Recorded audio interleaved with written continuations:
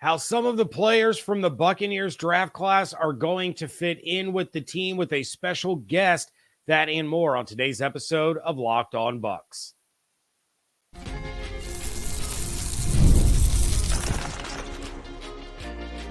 You are Locked On Buccaneers, your daily Tampa Bay Buccaneers podcast, part of the Locked On Podcast Network, your team every day. What's up, and welcome into this Friday episode of Locked On Bucs, your daily podcast covering the Tampa Bay Buccaneers, part of the Locked On Podcast Network, your team every day. I want to thank you for making Locked On Bucs your first listen or view every single day.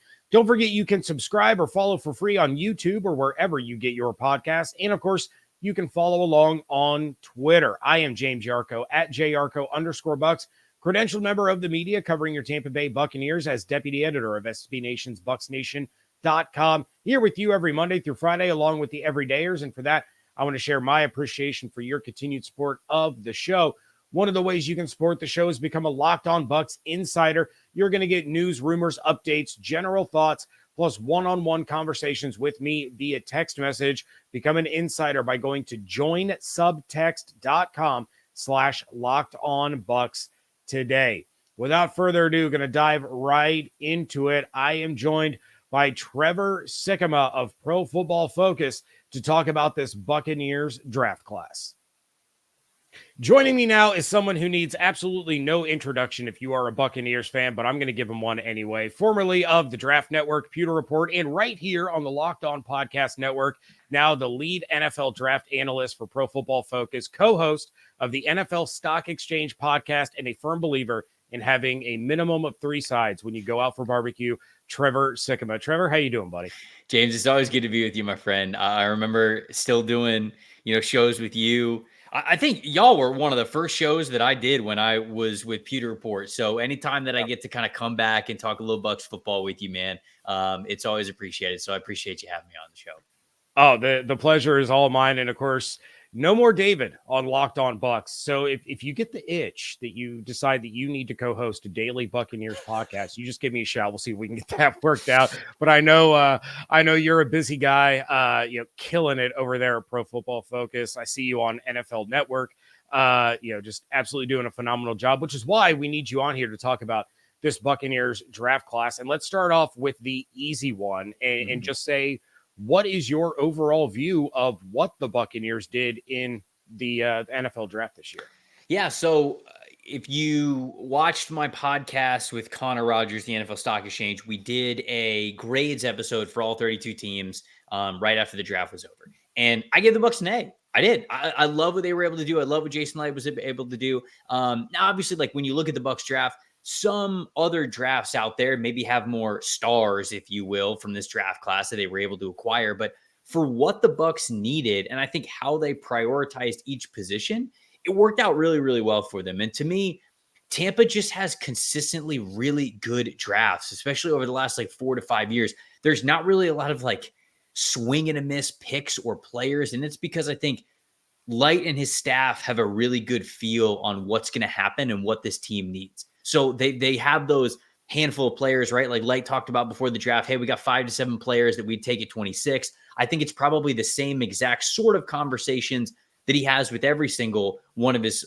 picks in every single round. Now, it's obviously more difficult to think about who's going to drop the further you get into the draft, but I think they do a really nice job of planning for this thing and not really having to panic. And, I learned that this was the first draft that Jason Light had never made a trade anywhere in the draft. And so to me, that shows that, they could have traded back at different points, but it was really good evaluation, especially not having to trade up later in the draft of man, we pretty much hit it on the guys that we wanted to bring in and would they be available when we got on the clock, and they were. So not having to move any future capital or anything like that, I think was big for Jason. And I like the class overall. I think it's really solid for them, and it's going to be a good core building class for a lot of different positions. Yeah, and we're going to bounce around and talk about some of these guys, not necessarily in order, but we do have to start at the top. And I'm curious to know, was Graham Barton, in your opinion, the obvious pick for the Buccaneers at 26? Or when they were on the clock, were you kind of thinking, okay, well, Graham Barton is certainly in play, but they could go this direction, they could go this direction, just because of all the players that slid since teams went absolutely bananas for quarterbacks up at the top? Yeah, I think that who was on the board at the time when Tampa came on the clock at 26? To me, Barton was the very obvious selection. Like, Quinyon Mitchell and Terrion Arnold were already off the board, so any kind of major cornerback splash, I think that wasn't there. Not just the top three, but the top four edge rushers, if you throw Chop Robinson in there, all those guys were off the board. Really, the only players that I feel they would have maybe taken over Barton is maybe Jackson Powers Johnson, but I think that they were always more in on Barton than Jackson Powers Johnson, so they weren't going to take him for one or the other with the interior offensive line guys. And then like maybe Kool-Aid McKinstry, the corner, but again, like it just didn't feel like this team was really desperate to upgrade corner with their first round pick. So with none of the edge rushers in there to really entice them, I guess Johnny Newton as well, the defensive tackle from Illinois. I mean, I love Johnny Newton. I think he's a fantastic player. It's crazy to me that he fell to the second round where he did Washington. But, were they going to pick Newton over Barton? I would have told you in pre-draft, no, I don't think so. I think that Newton is their type of player, but I felt like Barton was going to be their guy all along. I really felt as though and I could be totally wrong. Maybe Jason listens to this clip and he goes, no, that's not correct. But I feel as though the only real threat that they would have taken a different player over Graham Barton was Latu or Jared Verse. And maybe one of those two guys, I could have seen them taking over Barton. But if we are talking about 5 to 7 realistic names for them to have targeted at number 26, I bet you the list probably started with Latu, Verse, and Barton as the top three. That's kind of how I feel. Maybe you could throw Troy Fautanu. Maybe they would have loved at that point, but it would have been crazy if Fautanu would have fallen to 26. So I don't know if they would have realistically thought that he would have gotten to that point, but you could throw his name in there as well. But ultimately, I think the Barton's a really great pick for them. He fills a need. I think he'd be a long-term starter for them at center. I think he gives them a lot of flexibility to potentially be able to play guard as well. So if this comes down the road and it's man, we have the chance to upgrade our interior offensive line with a really good center, they might not shy away from drafting that because they know that Barton could probably kick out and play guard. So I think that's really important to them. It's part of what makes Barton what I think is a Jason Light type of a pick, that versatility that he brings. And I think this is a really solid one for them to get Barton in the first. More draft reaction from Trevor coming up next on today's episode of Locked On Bucs, part of the Locked On Podcast Network, your team every day. As you get older, you inevitably begin thinking about your future, and diving into the world of investing can be daunting, especially when you've never done it before. That's why I rely on Yahoo Finance to help guide me as I enter a whole different world, and I'm constantly looking for tips and information that help me get the wheels in motion. For more than 25 years, Yahoo Finance has been the brand behind every great investor. Whether you're a seasoned investor or looking for that extra guidance like me, Yahoo Finance gives you all the tools and data you need in one place.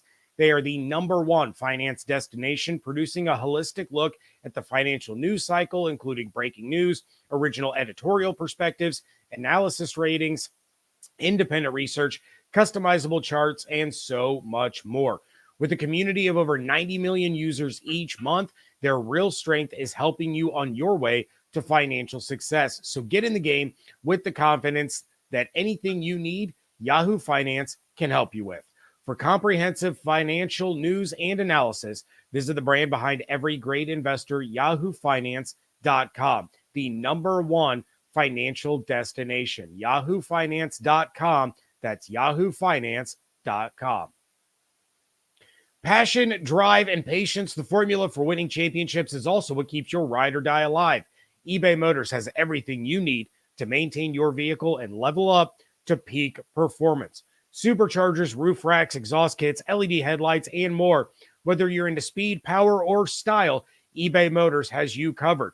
With over 122 million parts for your #1 ride or die, you'll always find exactly what you're looking for. And with eBay Guaranteed Fit, Your part is guaranteed to fit your ride every time or your money back. Because with eBay Motors, you're burning rubber, not cash. With all the parts you need at the prices you want, it's easy to make your car the MVP and bring home huge wins. Keep your ride or die alive at ebaymotors.com. Eligible items only. Exclusions apply. eBay guaranteed fit only available to U.S. customers. Thank you again for making Locked On Bucs your first listen review every single day. Every day is make sure you are coming back on Monday when I will have my Chris Braswell breakdown. In the meantime, are you watching Fox Sports or ESPN on your TV all day and have to turn down the volume with all that shouting? Make the switch to Locked On Sports today, a free 24/7 sports streaming channel program for you every day to bring you the biggest stories without all the screaming. Locked On Sports Today brings you can't-miss analysis, opinions, and news, streaming 24/7 on YouTube or the free Amazon Fire TV channels app, part of the Locked On Podcast Network, your team every day. Now, back to my conversation with Pro Football Focus's Trevor Sikkema. All right, well, before this goes any further, I have to ask you about one of the Buccaneers picks that I wasn't crazy high on at first, but I know you were. And I was hoping you can go back and listen to any of the episodes when I bring up running back. Like I was all in on Audric Estime. Mm-hmm. I was big on Braylon Allen. I wanted one of these bigger running backs that could really complement what Rachaad White can do. Someone a little bigger, a little beefier, but they went with Bucky Irving. And I like Bucky Irving. Don't get me wrong, but tell me why Bucs fans should be so excited about what Bucky Irving brings and what he can do in this offense. Yeah, so I'm a big Bucky Irving guy. I had him as RB5 in this class. The only guys that I had ranked ahead of him in the running back room were Jonathan Brooks from Texas, who I had as RB1, Blake Corum, who I had as RB2, Jalen Wright, from Tennessee, he was RB3, and then Trey Benson was RB4. So Bucky Irving was right after those guys at RB5. And, I can understand the thought process of saying like, hey, why don't we get like a bigger back to complement what Rachaad White does as kind of like a scat back player? But my response to that would be, you can complement Rachaad White by having another player that is similar to him to take the load off of him. He doesn't have to always be the smash and dash, the thunder and lightning, the power and finesse, whatever. You can get two of the same types of backs, have those similar skill sets, as long as they're versatile in what they do, which I think both of these guys are. And I think they can really complement each other because they'll keep each other fresh. It also keeps that continuity of like, hey, Baker Mayfield always knows what type of back he's handing the ball off to. The offensive line always knows what type of back they're blocking for, because I think that's a underrated part of running back by committee is like, the offensive line, they can't see the running back. They're just blocking what's in front of them. And some backs, get to the line of scrimmage faster. Some dance around a little bit more. Some require you to like hold on to your block or wall guys off a little bit longer or a little bit quicker, whatever it is. And so when you have these players who are similar styles, that continuity might actually mean a lot towards the offensive line. So I look at Rachaad White as a guy who has got really good hands out of the backfield, nice receiving back, also a really good kind of like one cut, like I said, the scat back type of player. And I see Bucky Irving the same way. He's not going to be a guy who's going to take the ball and hit a 40, 50-yard home run for you down the sideline into the end zone. But I think he has the chance to get a really healthy yards per carry average. He averaged really good numbers when it came to missed tackles forced per reception because of that one cut ability, how he sets guys up and makes them miss in space. The yards after catch was really nice as well. That showcases the contact balance and the core strength, the really nice footwork from him. So all of these traits I think are really nice to build upon and even echo what Rachaad White does right now. So I think that if you like what you saw from Rachaad White, you should like the Bucky Irving selection because it means more of the same. And it means both of these guys can be a little bit more fresh as games go on and you get into the late third, early fourth quarters. Well, call your shot right now. Week 1 is Bucky RB2, or is he still trailing Chase Edmonds on the depth chart? Oh man, week 1, I'll say that Edmonds is still RB2, but I think second half of the season, I bet Bucky gets in there, and I bet he's the 1-2 with Rachaad White. Yeah, I know. Obviously, Liam Cohen's really excited about Bucky, and so is Skip Pete, the running backs coach there. Even kind of compared him a little bit to Tony Pollard, which I thought was pretty high praise for Bucky. So Mhm. someone that I do have high hopes for is Jalen McMillan, and he was kind of the overlooked weapon in Washington, right? How do you see McMillan's role with the Buccaneers this season? Yeah, I think short term, it's a really nice, four stack of wide receivers that you could put out on the field at any time. And I like Jalen McMillan a lot for this team because he does have a ton of versatility. Now, he doesn't really have the size or strength profile to be able to play as an X, on the line of scrimmage like Mike Evans does. But he can play the flanker spot really well, which is that outside off the line of scrimmage wide receiver. He can play the slot really well as well. I know the plan seems to be for Chris Godwin to go more in the slot and have a lot of success there like he has in the past. And they've got Trey Palmer as well as a guy who could really stretch the field vertically. And I think with those core four wide receivers, you give yourself the opportunity to attack a lot of different layers of the field.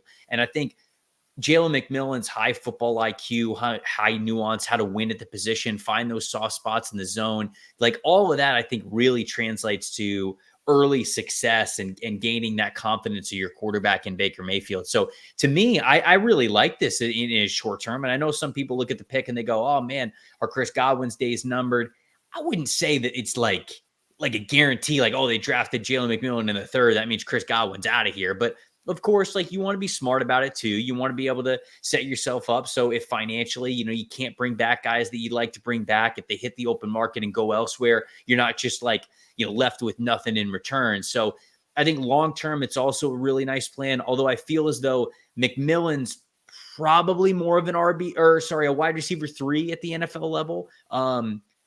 But you go back to his time at Washington, and I want to give him his credit too.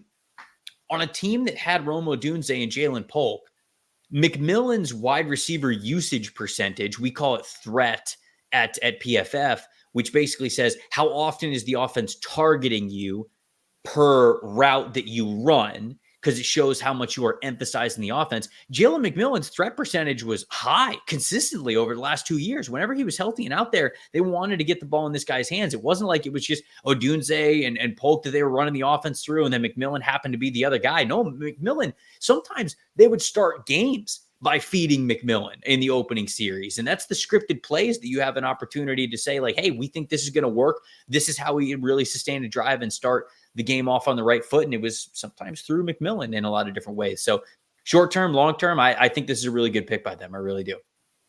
Well, and you kind of touched on it a little bit. So I do want to ask, it's something that I had mentioned quite a bit leading up to this process, is if the Buccaneers take a wide receiver, which I believed that they should, it should be somebody that would be a wide receiver 3 for them this year, but could take on that Chris Godwin role if he moves on in free agency after the season.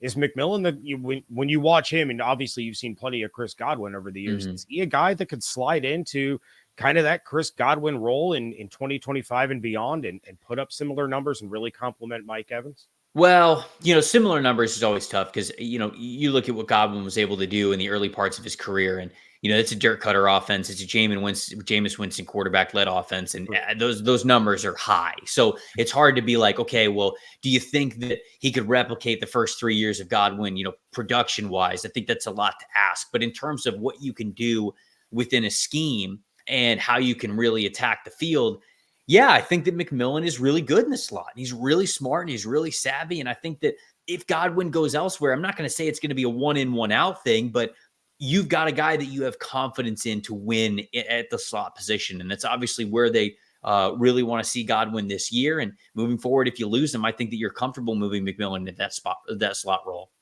Wrapping things up with Trevor Sikkema. That's coming up next on today's episode of Locked On Bucs. Sometimes we all need the opportunity to get something off our chest. Big or small, certain things can really start to get to you. It's important to let that out, especially with someone who's unbiased in your life. So today, I want to say how I really feel about something, and you might even be thinking the same thing this week. I'm wondering how all these new rookies are going to fit in with the team and whether or not Liam Cohen can take this offense to the next level, something the Bucs will desperately need with the schedule they have this year if they want to make the playoffs for a 5th straight season. Now, of course, most of us have bigger problems than our favorite sports team, and it's important to get things off your chest every once in a while. Therapy can be different for everyone, and being able to utilize therapy on your own time is incredibly beneficial. That's why you need to give BetterHelp a try. So if you are thinking of therapy, give BetterHelp a try. It's entirely online, designed to be flexible and suited to your schedule, and you can change therapists at any time for any reason, no questions asked. Visit BetterHelp.com/lockedon to get 10% off your first month. That's BetterHelp, HELP.com/lockedon. Wrapping things up here on a Friday edition of the Locked On Bucs podcast. Without further ado, let's finish up my conversation with Trevor Sikkema of Pro Football Focus. Well, and I kind of skipped the second round here, so we need to rewind a little bit, but I'm interested in your take on Chris Braswell. And I've started my deep dive on him, but this seems like a guy that can be really, really effective at the NFL level. He just didn't get the opportunity at Alabama that he likely would have gotten at probably just about any other program in the nation. So what's kind of your take on Braswell and how he's going to fit kind of the rotational and Shaq Barrett replacement role there?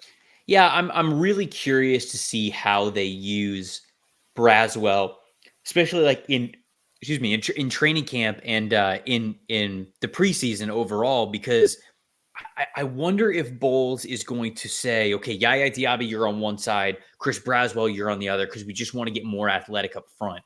Or if it's more, okay, Yaya Diaby, you're playing like the athlete edge position, and Braswell, you're going to be behind him, and you're going to kind of like rotate in with Diaby. And on the other side, you've got Anthony Nelson and Joe Tryon-Shoyinka, and those guys are more like the sort of like solid run defense, more experienced type of like line of scrimmage guys, whereas the athlete edge rushers are the ones who you're going to kind of formulate how the guys are set up on the line of scrimmage to give those guys the one-on-ones, let them pin their ears back and get after the quarterback, try to get in the backfield. So it's hard for me to answer the Braswell question because I don't know exactly what he's going to be placed in, which kind of a role, but this is somebody who's got really nice explosiveness, really good when he's converting that speed to power. Doesn't quite have the pass rush profile yet. And I don't know, we like to talk about this like, oh yeah, everybody's just going to develop all these pass rush moves. I don't know if that Chris Braswell is ever going to be like a pass rush savant, but what he is as an athlete is still very valuable. And I think how he can be strong on the line of scrimmage. And like I mentioned, just that speed to power move that was so devastating, that created so many pressures at the college football level in this lone year as him being a full-time starter this past year. I think that was special. So him being in a rotation with Dallas Turner and Will Anderson, yeah, I think that if he was elsewhere around the country, he probably would have been starting a lot earlier, and maybe we've got a better view of what he could be as a total pass rusher. But even as just an athlete, I think that this guy is well worth the investment that they made and somebody who could help the team. Staying in the SEC, we need to talk about Tykee Smith, and that was an interesting pick in the third round, given his versatility. And the Bucs certainly needing to add some help at corner. What is the biggest thing that you saw out of Tykee Smith with all of his different alignments? A lot of snaps at the nickel corner spot, but played outside corner, played safety. What is it that you saw in Tykee Smith's game that you feel is going to stand out in the way Todd Bowles runs his defense? I think he's going to be a nickel defender for them. He's going to be a slot defender for him. Sometimes he'll be in that safety rotation. I think he's much more of a safety than he is like an outside corner, but I think he's really mostly just a full-time nickel defender. And the thing that stood out to me with Tykee when I watched him on film is he's a stronger, more powerful nickel defender. Normally, when you think about corners in the slot, you think about smaller guys. Okay, they're quicker. They can handle the smaller receivers, but we've seen the NFL over the last 5-6 years. I mean, they'll put tight ends in the slot. They put wide receiver ones in the slot, right? It's these big, giant, tall wide receivers who you go, wait a second, you're supposed to be outside of the X. What are you doing in the slot? And it's a total mismatch. Well, to me, Tykee Smith has that power profile of a defensive back to be able to match up against tight ends, be able to stay in their hip, be able to contend with the ball when it comes to the catch point. And that's just not something that you always get from the slot. So I think he's a powerful dude who can also help out in run defense too. And you got to think about this. A lot of people, when they think about the slot defender, they think about, again, like I think the stereotypical view of them is the quicker, smaller corner. But think about where the slot lines up on defense. You are closer to the line of scrimmage. Anytime you are closer to the line of scrimmage, guess what you got to do? You got to fit the run. You are going to be a bigger part in fitting the run. And there are a lot of times when these smaller corners cannot fit the run. And Tykee Smith, to me, can't. Right? To me, it's a prerequisite at Georgia when I watch them. If I watch somebody in the slot playing at Georgia, it's like, okay, I know you're going to be a good tackler. I know you're going to be able to get up to the line of scrimmage and body somebody and try to make sure that you're setting the edge and spilling running backs back inside of your help, because it's what Javon Bullard did. It's what Tykee Smith did. It's what a lot of these corners did at Georgia, because you don't get on the field unless you could fit the run. And playing nickel corner for them is a run-fitting position. You are close to the line of scrimmage. So I think that that's probably what the Bucs loved, and what Todd Bowles loves about Tykee Smith is it's that plus run defense ability from him as well. All right, well, I'm going to wrap it up with this. Everyone is super high on the Falcons after they got Raheem Morris and Kirk Cousins. The Saints are always going to be talked about. How do you feel about the Bucs' chances to win the division again in 2024? And remember, just because it's only the month of May, that does not mean that this isn't a take that I am going to hold against you 8 months from now. So I appreciate you not holding me against it. I think that the Falcons had an opportunity to really make themselves the clear favorite of this division. Even with Tampa being the reigning champions and bringing a lot of people back, the Falcons signing Kirk Cousins, the Falcons having the momentum that they did this offseason with the coaching style, or the coaching hires, the free agency additions, all that. I thought they had an opportunity to really have a solid draft with that top 10 overall pick and really kind of slingshot themselves into the favorites to take the division. I did feel the opposite after their draft. I mean, Michael Penix Jr. is like their general manager said, best case scenario for them is he doesn't play in 4 to 5 years. Worst case scenario, he plays in like 2. It's like, okay, well, that doesn't really help you to win the division. So the number 8 overall pick now does not help them win the division this year, barring a Kirk Cousins injury, but that's kind of like a 1 in 1 out. And even if then, like, you're hoping it's a 1 in 1 out. And then I don't mind the defensive line players that they added, but Rukaroro was a little bit of a reach for me. He's still a good football player. Braylon Trice, I think, is more limited than people were willing to admit with the total pressure numbers that he generated this past offseason. I like Brandon Dorlus, but it was almost like they picked those 3 defensive linemen after Penix to like make up for the fact that they didn't take a pass rusher at 8. So now you're looking at a situation where look at their cornerback room. I mean, it's AJ Terrell on one side, but it's Clark Phillips on the other, who I think is built to be a nickel, not an outside corner. And then it's Mike Hughes, who's playing in the nickel. Like, if this team gives up a crap ton of passing yards, people are just going to be livid that the number 8 overall pick could have been Quinyon Mitchell, could have been Terrion Arnold. They could have traded back and got one of those guys. Or you could have even, like, think about this reality. I was talking about this with some buddies the other day. The Falcons could have had Latu at 8, and they could have had Kool-Aid McKinstry in the second round. How much better do the Falcons look with those 2 players? And so I think the Falcons might be betting favorites, but Tampa's right there with them. Tampa has there is every reason to believe that Tampa could win this division again. Truly. If they're more consistent this year than they were last year, we saw them beat some really good football teams. Now we saw them look not great against some not good football teams, but if they're more consistent this year, absolutely they can win the division again, which, goodness, would that be 4 division titles in a row? Would that be 4 in a row? That'd be insane to think of. I think back to the days of my early Bucs fandom. For anybody to say that they had won 4 division titles in a row, I'd never believe you at that. If you told me like in 2009 that someday they'd be winning 4 division titles in a row, I'd never believe you. But here it is. I think it's a reality and it could happen. Yeah, not only 4 division titles in a row, but that would be 5 playoff appearances in a row, which right. I'd have to double check. I don't think that's ever happened in Bucs. In Tampa? No, I don't. There's no way. I don't think so. Yeah, to make 5 playoff appearances in a row. I remember when they realigned the divisions in 2002, and my dad looked at the Falcons and the Saints and the Panthers. He went, Bucs are going to win the division every year for 2 decades. Didn't work out that way, Dad, unfortunately. But hey, a couple of Super Bowls. That's they got a couple, right? They got a couple. That's what matters.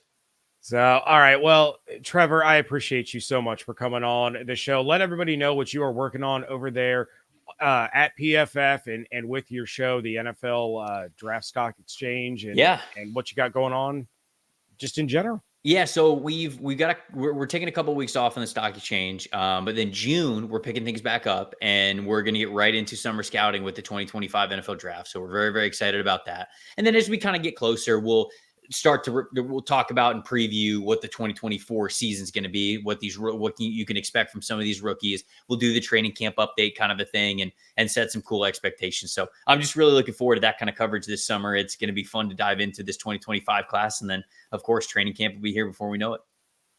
Absolutely. All right. Well, once again, Trevor Sikkema, Pro Football Focus at Tampa Bay Trey on Twitter. Thank you so much, brother. I appreciate you coming on. Appreciate it, James. Anytime, my friend.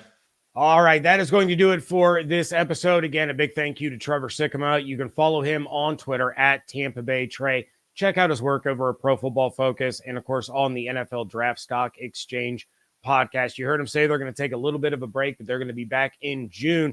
It's never too early to start your draft prep. So, in the meantime, though, please check out everything going on over at BucsNation.com. Follow along on Twitter at Locked On Bucs, at JYarcho_Bucs. Become a Locked On Bucs insider by going to joinsubtext.com/LockedOnBucs. And please make sure you're subscribed on YouTube or wherever you get your podcasts. Hope you all have an absolutely outstanding weekend. Stay safe, stay healthy, fire the cannons. I want to thank you so much for joining me right here on Locked On Bucs, part of the Locked On Podcast Network, your team every day.